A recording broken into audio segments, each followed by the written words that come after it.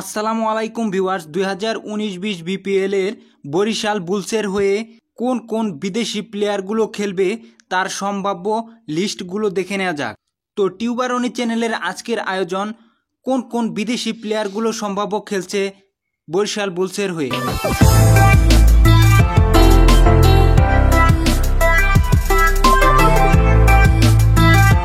Kane Williamson from New Zealand, Adam Makram from South Africa, Robman Powell from West Indies, Mujibur Rahman from Afghanistan, Pat Cummins from Australia, Samiul Badri from West Indies, Tom Curran from England।